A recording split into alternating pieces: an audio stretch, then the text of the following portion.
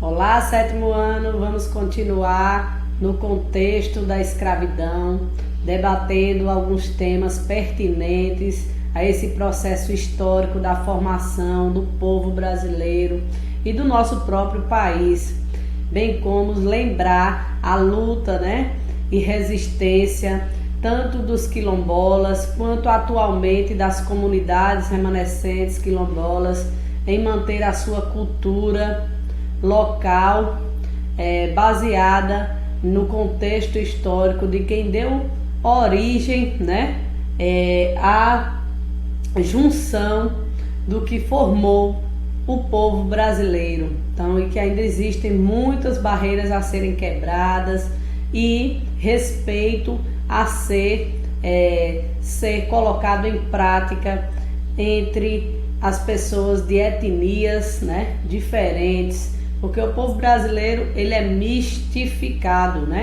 ele é formado tanto pelo branco caucasiano, que veio oriundo de diversas partes europeias na história do nosso país, quanto do nativo indígena e dos africanos. Nós somos o segundo país que mais tem negros no mundo, ou seja, fora o continente e os países africanos, o Brasil é o segundo em população negra, Então somos afro-brasileiros, somos afrodescendentes. Aqui nós temos a habilidade a ser trabalhada e o tema. O tema é a escravidão moderna na África e nas Américas e o tráfico de escravizados, bem como nós estamos adentrando o mês de novembro, que temos o 20 de novembro, que é o Dia da Consciência Negra. Então temos que fazer esse paralelo com a habilidade a ser trabalhada, que é identificar os agentes responsáveis pelo tráfico e as regiões e zonas africanas de procedência dos escravizados, destacando a participação das elites brasileiras no comércio atlântico de pessoas, com especial atenção para a participação dos senhores de engenho de Pernambuco, apontando também para as diversas formas de resistência a estas práticas e processos. Então vamos começar com esse poema. Era um sonho dantesco, o tombadilho, que das luzernas avermelha o brilho, em sangue a se banhar, tinir de ferros, estalar de açoites, legiões de homens negros como a noite, horrendos a dançar, negras mulheres, suspendendo as tetas, magras crianças, cujas bocas pretas rega o sangue das mães, outras moças mais nuas e espantadas.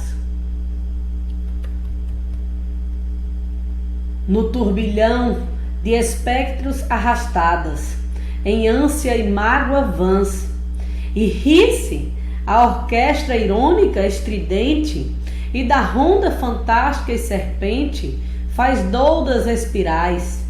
Se o velho arqueja, se no chão resvala, ouvem-se gritos, o chicote estala, e voam mais e mais, presa nos elos de uma só cadeia.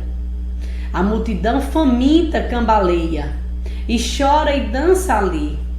Um de raiva delira, outro enlouquece, outro que martírios embrutece, cantando, geme e ri.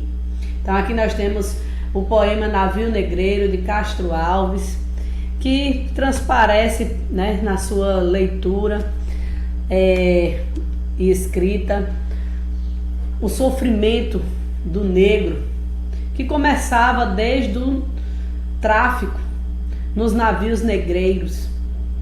E aqui nós temos os navios negreiros que eram chamados de tumbeiros, porque aqui no porão do navio estavam os africanos que seriam tratados como mercadorias e animais. Muitos nem completavam a viagem, por isso o nome também tumbeiros, porque eram como tumbas. Muitos morriam, nem completavam esse percurso e seus corpos eram lançados no Oceano Atlântico. fora as condições desumanas durante uma viagem que poderia durar meses. Os principais locais de partida eram Bissau, Cabo Verde, São Jorge da Mina, Lagos, Ajudá, São Tomé, Cabinda, Luanda, Cassange, Benguela, Moçambique. E iriam aportar aqui no Brasil, no Nordeste, no Sudeste, no Norte, em Belém, São Luís, Recife, Salvador, Rio de Janeiro, onde estavam os principais portos. Temos a história da resistência Ginga Mibandi, uma mulher africana, rainha, que lutou, participou de discussões, tentou resistir contra os portugueses. Após a morte do irmão, ela tornou-se rainha e passou a ser um empecilho pelos interesses portugueses na região. Guerreou contra as forças portuguesas, lutou, fez frentes de batalha, uniu seu povo e resistiu. Ginga é considerada por muitos angolanos uma heroína. Sempre lutou contra a dominação estrangeira. Aqui nós temos essa imagem do tráfico de escravizados africanos. Entre o século XVI e XIX, mais de 11 milhões de africanos foram escravizados para a América. 90% veio para o Brasil. E essas eram as condições que mantinham a economia colonial. Agora vamos mostrar os quilombos, o local de refúgio dos escravizados. O mais famoso está no Serra da Barriga, em Alagoas, divisa com Pernambuco, que foi Palmares, local de resistência que teve líderes como Ganga Zumba e Zumbi dos Palmares. A data do 20 de novembro é a data da morte, em 1695, de Zumbi dos Palmares. Os quilombos eram as formas mais importantes de resistência. No entanto, eram a fuga e a formação de quilombos durante todo o período da escravidão que fez criar-se vários quilombos no território brasileiro, locais escondidos de difícil acesso. Os quilombos eram povoações constituídas fundamentalmente de escravos foragidos, mas que acolhiam também homens livres e marginalizados pela sociedade. A história mais conhecida a esse respeito é do Quilombo dos Palmares, onde, no final do século XVI, começou a se formar uma rede de povoados que ao longo do tempo chegou a ter 20 mil pessoas. Era, na verdade, um conjunto de aldeias, de povoados, cada qual com seus próprios chefes, organizado numa confederação sob o comando de um rei eleito, nos moldes dos reinos africanos.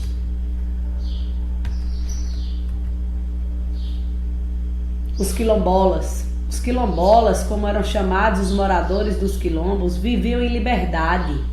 Liberdade no meio da escravidão que o Brasil comercializava. Nesses locais eles poderiam ter uma nova vida, plantar, colher, criar animais e tentando não serem descobertos. Por isso eram locais de difícil acesso. Para se alimentar, eles criavam porcos, galinhas, caçavam, pescavam, cultivavam lavouras de mandioca, milho, cana-de-açúcar, batata doce e feijão, o que muito nós herdamos na nossa culinária. Como produziam além de suas necessidades, eles negociavam o excedente, o que sobrava, nos povoados vizinhos, obtendo em troca produtos como sal, tecido, armas e pólvora, para poderem resistir e se defender. O trabalho era dividido entre os quilombolas. Enquanto alguns trabalhavam na agricultura e na criação de animais, outros dedicavam-se ao artesanato e surgiam aí as profissões. Eles trabalhavam na fabricação da farinha, que é a casa de farinha, para produzir a farinha por meio da mandioca, herança indígena. Também desenvolviam a metalurgia. Havia também aqueles que se dedicavam à proteção do quilombo, em razão da constante ameaça e os ataques. O Quilombo dos Palmares resistiu a diversas expedições militares enviadas pelo governo. Somente no ano de 1694, após quase 100 anos de resistência, o quilombo foi destruído.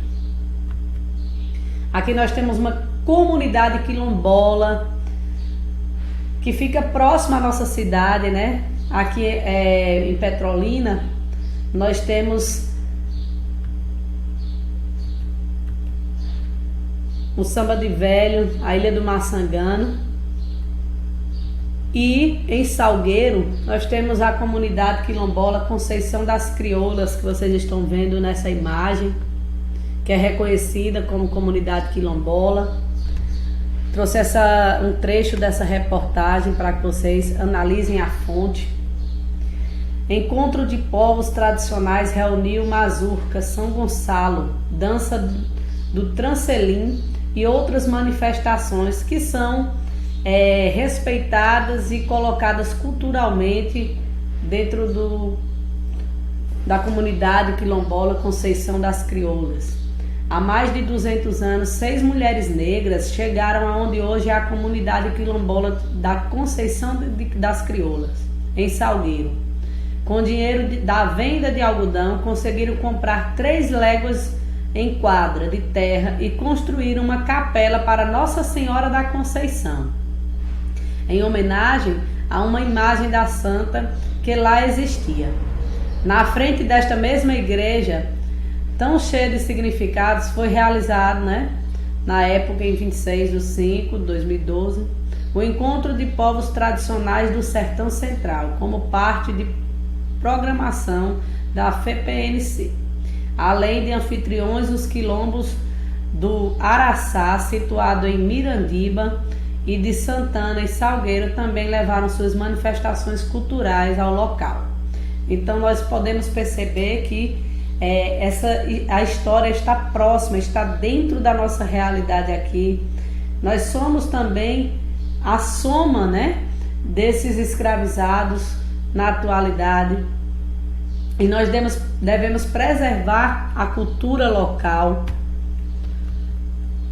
Aqui nós temos a continuação da reportagem, a imagem lá em Conceição das Crioulas. A gente vê também a interferência, a influência católica, nas festividades, inclusive na fundação da comunidade aí, elas também fizeram, uma capela, uma igreja em homenagem à santa. Temos aqui, Dona Generosa, de 63 anos, foi uma das dançarinas. Ela contou que as mulheres se apresentavam sempre durante as novenas, comuns na comunidade nos meses de maio, junho, agosto e dezembro. No começo, eram só os homens que dançavam, mas a gente queria mais uma animaçãozinha nas novenas. E hoje não sei nem contar quantas mulheres dançam, explicou ela, lembrando os tempos de criança. Aqui nós temos também, outras manifestações culturais quilombolas, que é a Companhia Biruta de Teatro, que se apresenta em quilombos do sertão do São Francisco. Projeto Mostra Biruta 8 anos, leva espetáculos e sarais poéticos gratuitos para comunidades quilombolas com incentivo do Funcultura. Vocês podem perceber aqui, circulando por várias cidades pernambucanas no intuito de apresentar experimentos cênicos do projeto Mostra Biruta 8 anos. A Companhia Biruta de Teatro iniciou nesta segunda-feira, 23, uma nova edição de suas apresentações gratuitas. As comunidades quilombolas de Jutaí, em Lagoa Grande, Ilha do Maçangano, em Petrolina, e Caripó, Santa Maria da Boa Vista, no sertão de São Francisco, estarão recebendo o resultado de pesquisas alcançadas nas próprias localidades, que foi incentivado pelo governo de Pernambuco por meio do Funcultura. E aqui nós temos uma citação, O fazer teatral é, na sua essência, o encontro, e no caso do nosso grupo é vital o encontro com o rio e nossa gente, com suas lutas, mistérios, encantos e tradições. Devolver a eles nossa vivência junto às suas histórias em forma de cena nos faz querer continuar vivos e enraizados no fazer teatral na margem do nosso Rio São Francisco, destaca Antônio Veronoldo, diretor da companhia na época, Aqui é uma reportagem de 2016. Aqui nós temos uma representação, uma imagem do Samba de Velho da Ilha do Maçangano, na nossa cidade, que também luta, né, para ser reconhecido como comunidade remanescente quilombola. Então, bons estudos e até a próxima. Façam um contraponto, tirem suas próprias conclusões e bons estudos.